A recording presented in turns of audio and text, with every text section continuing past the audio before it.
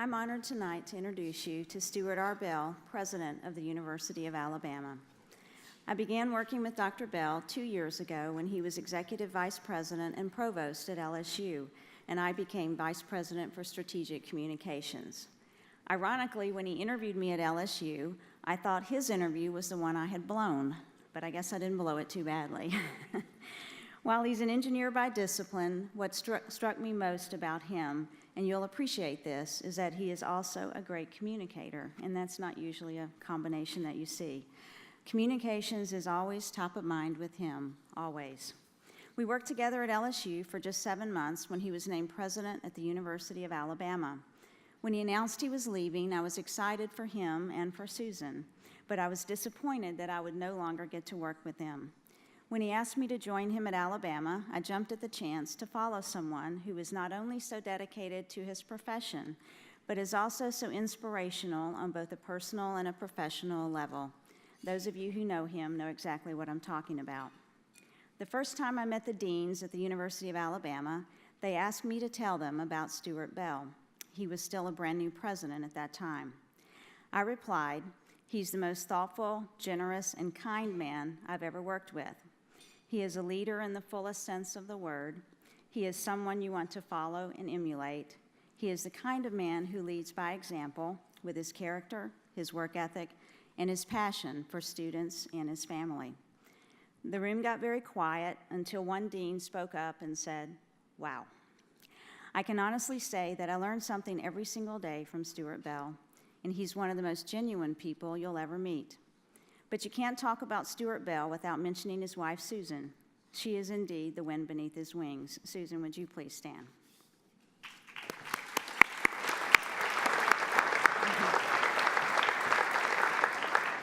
The Bells have such a solid family, 3 children and 1 granddaughter, but they also have quite an extended family that I've learned about.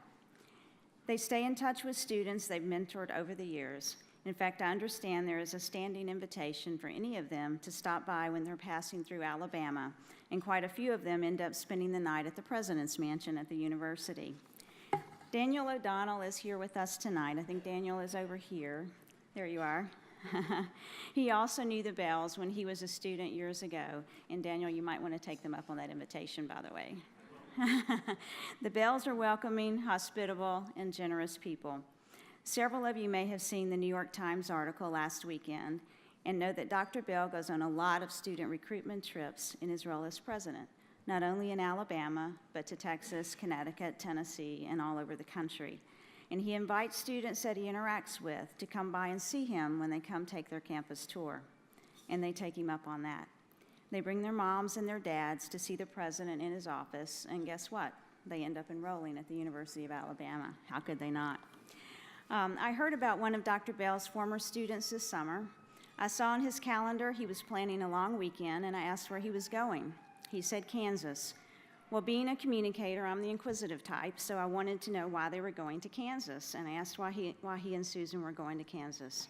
He said a former student of his was getting married. Well, I thought that was very sweet of them to fly all the way to Kansas for a wedding, but then I learned something else. He was actually walking her down the aisle. He said she's like one of our own children, and that's what personifies Stuart and Susan Bell. My first couple of days on the job at Alabama were quite hectic and interesting. We had 4 major PR situations arise in the first 3 days, and they were challenging and all-consuming. I passed Dr. Bell in the hallway on my 3rd day, and he looked me straight in the eye and asked, "But how are you doing?" He apologized for running me so hard, and I assured him I was fine. But that's the type of leader that he is. In the midst of everything we were dealing with, he wanted to know how I was holding up. Those of us who work closely with Dr. Bell have learned a few of his habits. For instance, if he says to you, "Yep, yep, yep," that means you're on the right track, and he agrees with you. But if you hear, "Well, the challenge with that is," you know whatever you said is just a really bad idea, and just to let it go. I commend the Planck Center for selecting Stuart Bell to receive this distinguished award. He is a tremendous leader. He's someone I'm proud to call my boss, my colleague, my mentor, and my friend. So please join me in congratulating Stuart R. Bell, President of the University of Alabama.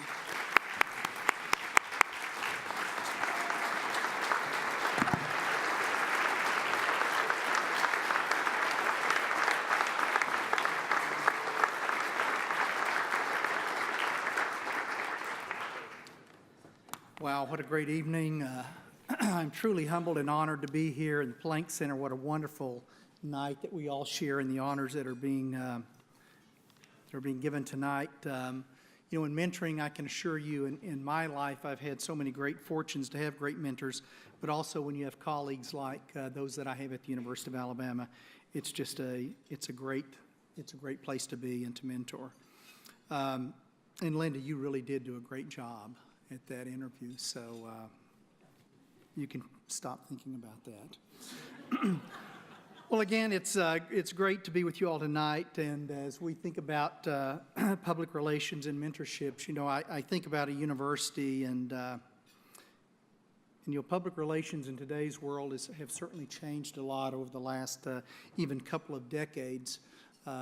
Whether we're talking about recruiting students, that I do go all over the country and recruit, and whether those are local, whether those are regional, or whether those are national or even international, or whether we're recruiting faculty, or whether we're trying to communicate our mission, trying to communicate strategic plans or something that we're doing at the university.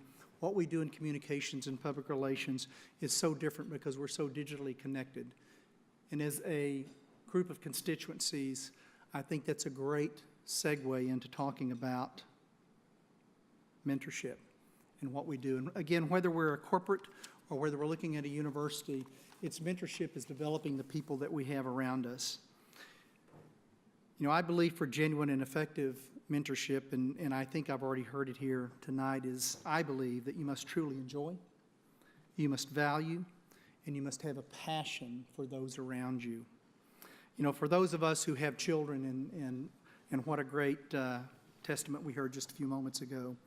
I think with children, our mentoring naturally flows from our passion for our children, but also the high expectation that we hold for ourselves in that relationship with our children. I think professional mentoring, like so many things, is also finds itself there, and that is if you're passionate about something, if at your core you value those around you and you invest in those around you, what you do shows. Mentoring is one of those things that, I guess in a sense I would say, it requires you to give yourself away to others, building up others, but what a privilege it is to do that. There's a great book that I read many years ago by Emily Wadsworth on mentoring, and the title of the book I think says a lot, and it is Giving Much but Gaining More. The second item in mentoring that comes to my mind is listening, and how important listening is. And as you know today, I think by and large as society and as individuals, we're not very good listeners. We need to listen to those people around us. We need to listen to their questions. We need to listen to their needs. We need to listen to their aspirations of where they want to go, not where we want them to go. Then we need to, after we've listened, to provide them the support to help them accomplish and strive for. I've found people in my life who were really the best mentors, had passion for me, had high expectations for me, but they also listened to me. I'm certainly fortunate and proud to lead a great university and work alongside keen men and women at the University of Alabama that are committed with passion to the next generation, daily mentoring young people to their aspirations and to those that we find on our campus every year. Each year, as our freshman class grows, what I see is that dedication is renewed, it's refurbished, it's refreshed. And I think that's because in higher education, I think we all realize that's our lasting footprint.